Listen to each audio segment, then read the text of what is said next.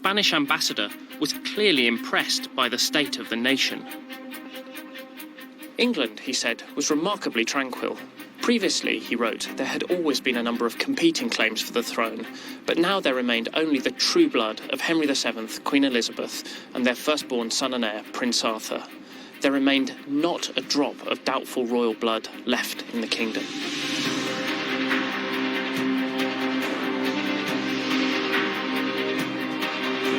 The stage was now set for the most significant moment of Henry's reign so far, a royal marriage that had taken a decade to broker.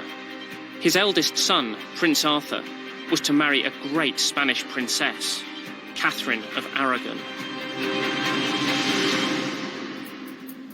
For Henry, it would be the culmination of everything he had fought for, setting the seal on his dynastic ambitions.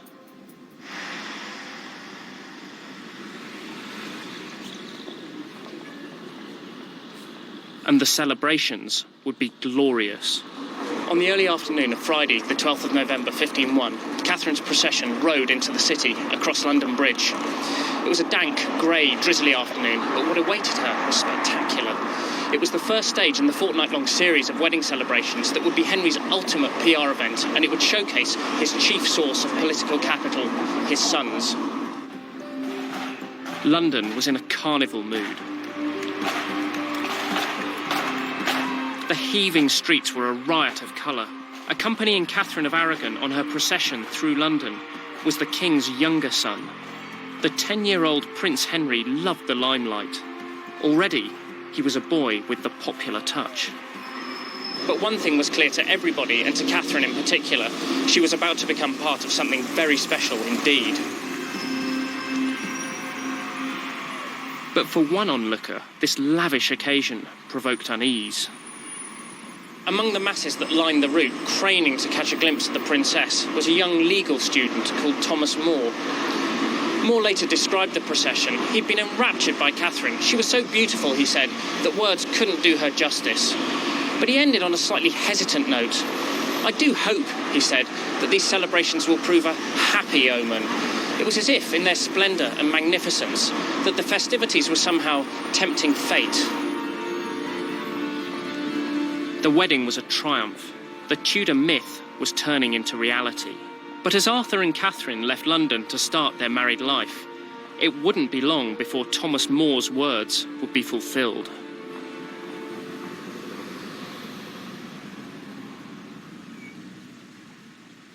Late on the 4th of April 1502, a boat docked at Greenwich, where the King and Queen were in residence.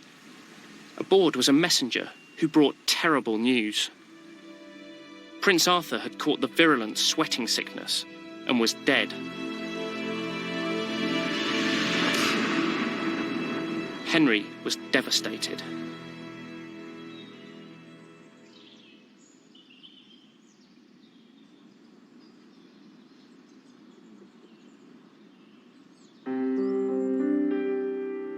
On St. George's Day, Prince Arthur was laid to rest here at Worcester Cathedral,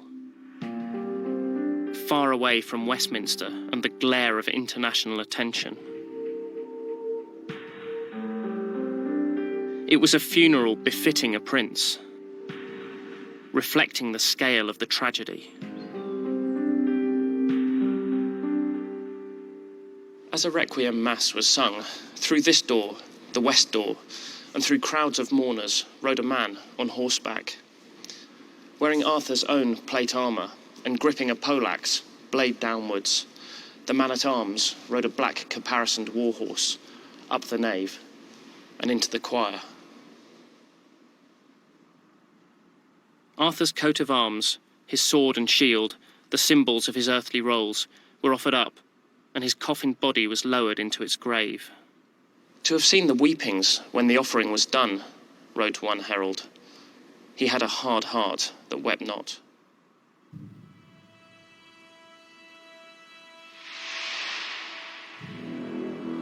This is Arthur's chapel, his final resting place. The political impact of Arthur's death was immense. The Tudor dynasty now hung by a thread.